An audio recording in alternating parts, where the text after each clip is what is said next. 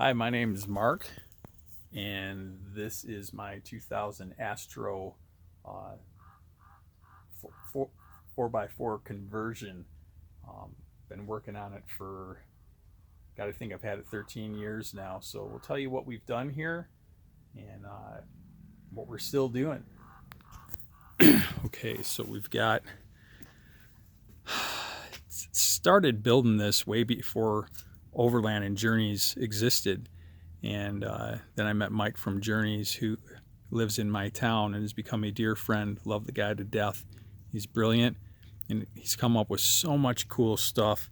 And his son Tom, I mean, his family, I just can't say enough good about those guys. They are good heart, good soul people to the core. So I started working with him a little bit on a few things and learning from him. And sometimes he'd make stuff and we'd test it out. You know, the first shifter I think was put in this one to test out after a couple failures of my ideas. My ideas were failures, his weren't. But so what we got is their biggest lift on here. I think he's listing it as a 7-inch, not an 8. I'm pretty sure it's 7. Got 265 70 17 tires on here, which are just probably a 1/4 inch shy of a 33. Had to do quite a bit of trimming in the front and even more in the back to get these to stuff and clear. I had to change my steering stops up front and weld on little pieces of metal so the tire wouldn't rub the frame anymore. Got a winch up front here with the Journeys winch plate bumper underneath the stock bumper. Inside is just stock. I didn't do anything special in there because I use it for all sorts of stuff. If I go camping, I put my camp stuff in there. If I'm not camping, I take it out. But I do have a backup battery that is wired in here with breakers, so that's right there. Got my power inverter behind the seat there. Did put a DC TV in here, which is kind of nice if you can pick up channels where you're camping. And you always got to have the fishing poles in here. That's just a must. So I tow my 16.5 foot tracker boat with this. And then I also have a 14-foot porta boat that I tow for the smaller lakes with this. Just had my pals at Journeys put 410 gears in this for me, front and rear. We did a Detroit locker in the back, which is awesome. No complaints about that at all. And then we have a limited slip up front now that I'm experimenting with. And I think there's too much additive in it and it's slipping too much. So I'm going to take some of the additive out and just go with more gear oil and see if I can get it to be a little bit more grabby. Previous to the limited slip, we had a Torsen design locker diff up front, and it worked awesome. You drug the brakes and that sucker just locked in. It was really fun, but it broke after about a half hour. I think the brand was a Helix brand, and when they break, they throw shrapnel and they lock up the front end like a spool. I was about 3 miles from home, and it was pavement drive to get home, and I could not steer literally almost at all. But I did manage to get it home, and said, you know, it's awesome, but a clutch, if it breaks, it ain't gonna lock up the front end. Being that you don't have a 2-piece axle up front like an S10. I mean, you could do that, but it's just another weak link that I wouldn't suggest to do. You can't disengage it. So I said, you know what? I'd rather have the limited slip if it'll do a little something, which we're going to find out. I'll make another video about that in the future and see what we can get out of the limited slip, being that these front tires are off the ground like crazy when I go off-road, like instantly off the ground. And of course, one off the ground spins, one on ground doesn't. But if it blows up, I'll be able to steer. And it's better than having just nothing. Okay, so most of the cool stuff is underneath our van's 233C case. And with all the lift, we still have that much of the yoke in there. So not too bad. Yes, when I have fallout in the back, a little bit of that will come out, but it's not burning up seals or anything. And it's strong. And I mean, this sucker goes in there far. So it's got a lot of overlap in the spline. I wouldn't worry about that. Got the aftermarket keys to crank up the torsion bars, of course. Got new skid plate, which is just a must-have. Absolutely must have this. These dang oil pans hang so low and they're aluminum. and we all know what happens with that. I'm not losing a motor over a skid plate. You know, take a few 6 bolts out here, and I'm doing my oil. It's just no problem, but it's so nice to know that you have it. You know, you're not worried about that anymore. I got the heavy duty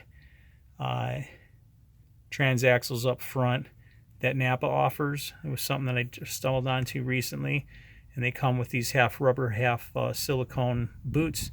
And man, they have a long lifespan. I have to give them a thumbs up for sure. I got Rancho 9000 shocks. I bet that there's other shocks that can ride nicer, but the adjustability of these is really cool. You know, when I get on the freeway and it's super windy in Arizona in the spring or whatnot, it's just so it's to tighten them up. And the van handles more like a sports car. I mean, I can go 120 in this thing and go around curves with wind and stuff and just not really be driving the van, so to speak, where when they were all gushy and squishy, I was floating all over the damn freeway and it just drove me nuts. So I have to give these a thumbs up because I do use that option a lot. Hit the freeway, tighten them up, hit a nasty road, and sometimes I'll loosen them up.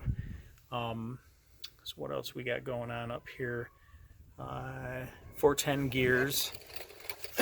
So a little bit more torque to snap stuff. I broke an axle last week in the back, but God, they had 200,000 miles on the axles, and I put them through some stress and strain, to say the least. So I can't really complain. We'll show you the bits and pieces of that. I did put a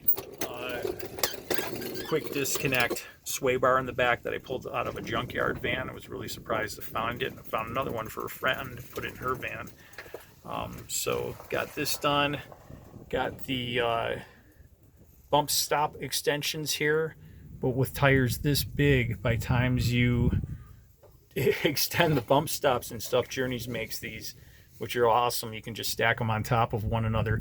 My bump stop is literally hitting the frame in order to keep this tire from rubbing up in the wheel housing, and it still does a little bit. See if I can get the camera in there. It still touches a little bit occasionally if I'm really, you know, if I got the other tire off the ground, so to speak, but it just barely kisses it. These are 8-inch rims with 4-inch back spacing, but the only way you could fix that is if you cut out the wheel housing and create more distance, which I don't know, I might do something weird like that in the future. Haven't thought about it a whole lot. We'll see, but you know, the van could ride nicer if it wasn't touching, but that whole entire bump stop does a complete squish right before the tire rubs the wheel housing. So it's just about perfect. I'm going to experiment and see if I can cut like a 1/2 inch off the top of that and get it to ride a little bit better and hopefully still not rub. If it rubs, I'll have to put another rubber bump stop on it, but we'll see how that goes. Managed to squeeze a full-size spare in the back.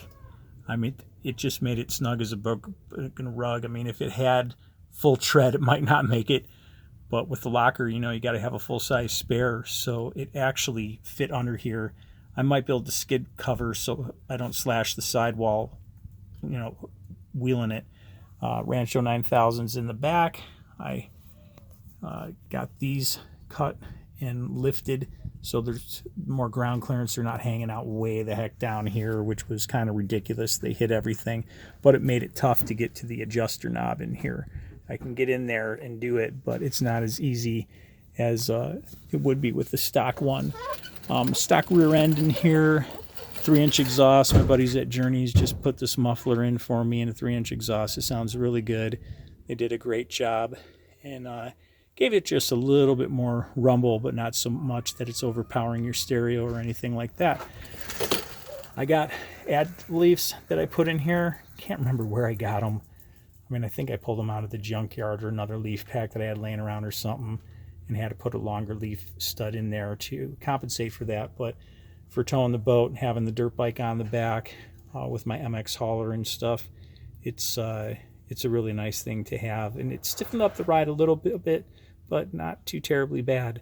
The sway bar makes a big difference on the freeway. This thing was just gushing and blobbing all over on the freeway, and it drove me nuts.